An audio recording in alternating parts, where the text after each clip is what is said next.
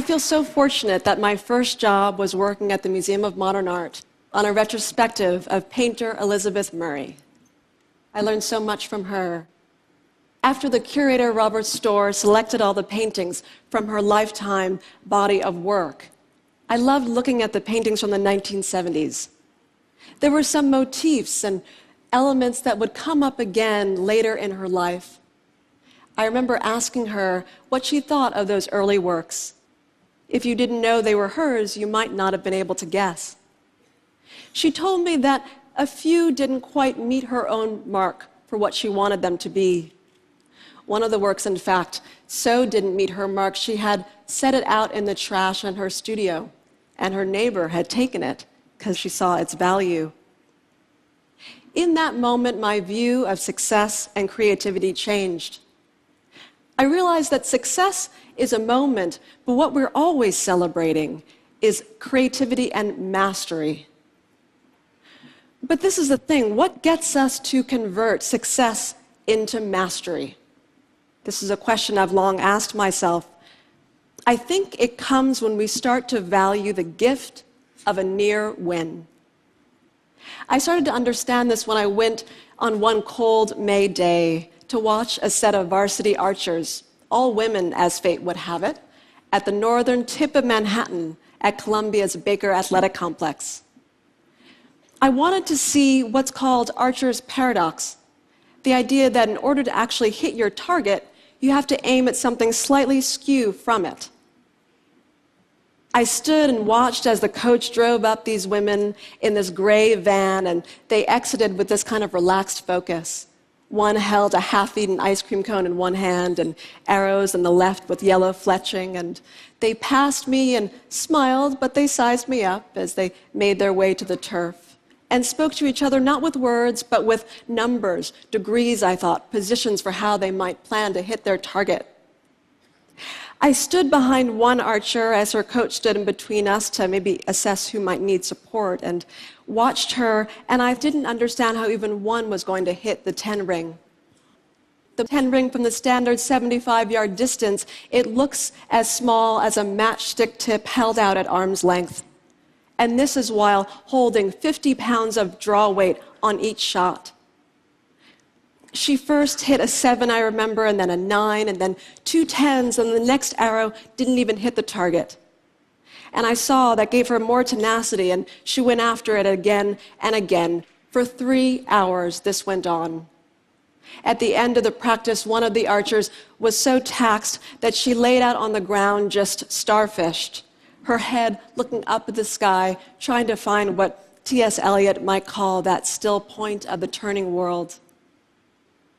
It's so rare in American culture, there's so little that's vocational about it anymore, to look at what doggedness looks like with this level of exactitude, what it means to align your body posture for 3 hours in order to hit a target, pursuing a kind of excellence in obscurity.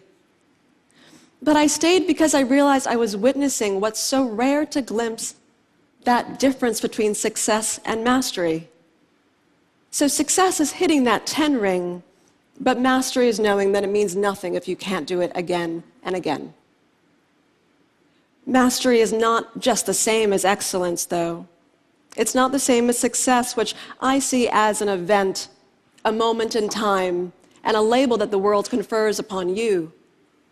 Mastery is not a commitment to a goal, but to a constant pursuit. What gets us to do this, what gets us to forward thrust more, is to value the near win.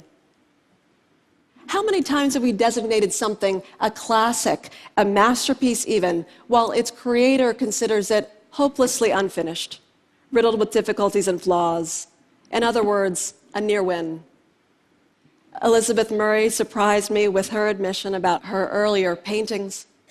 Painter Paul Cézanne so often thought his works were incomplete that he would deliberately leave them aside with the intention of picking them back up again. But at the end of his life, the result was that he had only signed 10% of his paintings.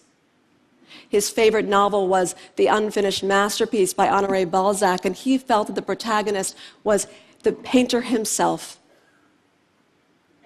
Franz Kafka saw in completion what others would find only works to praise, so much so that he wanted all of his diaries, manuscripts, letters, and even sketches burned upon his death.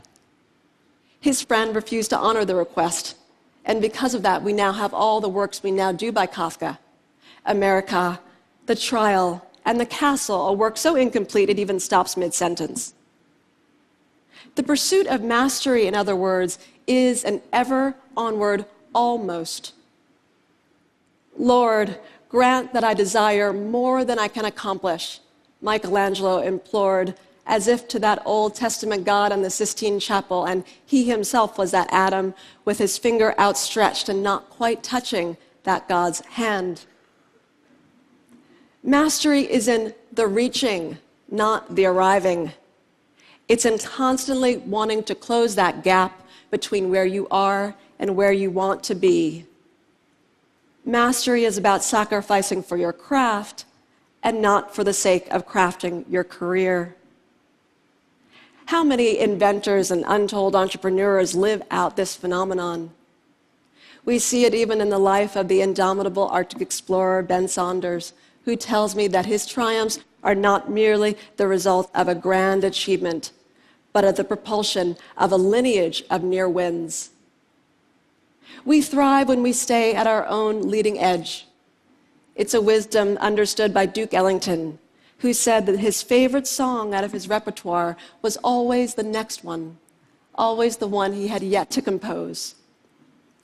Part of the reason that the near win is inbuilt to mastery is because the greater our proficiency, the more clearly we might see that we don't know all that we thought we did. It's called the Dunning-Kruger effect. The Paris Review got it out of James Baldwin when they asked him, "What do you think increases with knowledge?" And he said, "You learn how little you know." Success motivates us, but a near win can propel us in an ongoing quest. One of the most vivid examples of this comes when we look at the difference between Olympic silver medalist and bronze medalist after competition. Thomas Gilovich and his team from Cornell studied this difference and found that the frustration silver medalists feel compared to bronze, who are typically a bit more happy to have just not received fourth place and not medaled at all, gives silver medalists a focus on follow-up competition.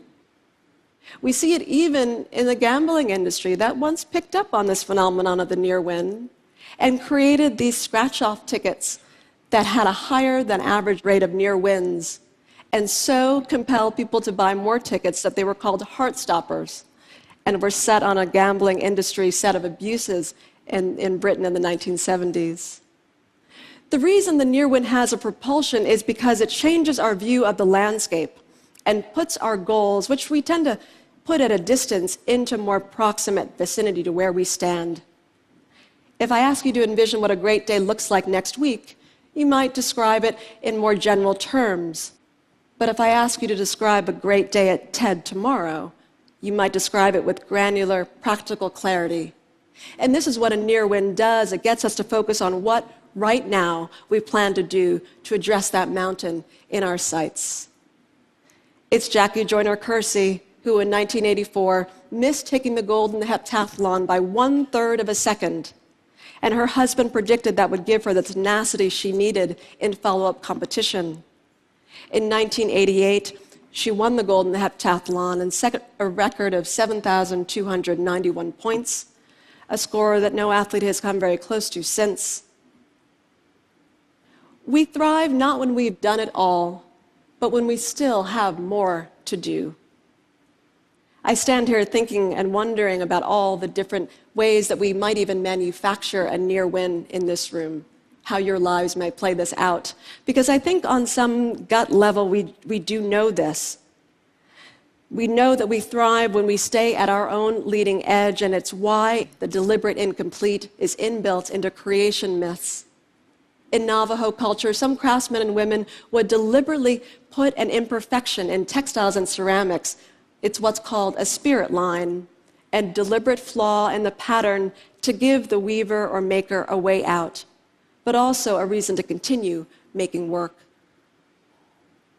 Masters are not experts because they take a subject to its conceptual end. They're masters because they realize that there isn't one. Now, it occurred to me as I thought about this, why the archery coach told me at the end of that practice, out of earshot of his archers, that he and his colleagues never feel they can do enough for their team, never feel there are enough visualization techniques and posture drills to help them overcome those constant near wins. It didn't sound like a complaint exactly, but just a way to let me know, kind of tender admission, to remind me that he knew he was giving himself over to a voracious, unfinished path that always required more.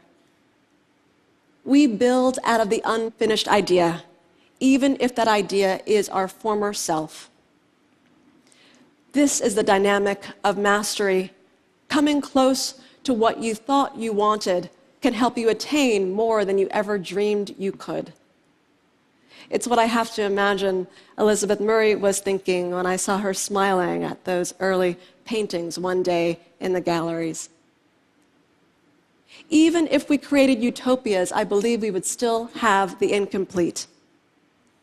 Completion is a goal, but we hope it is never the end. Thank you.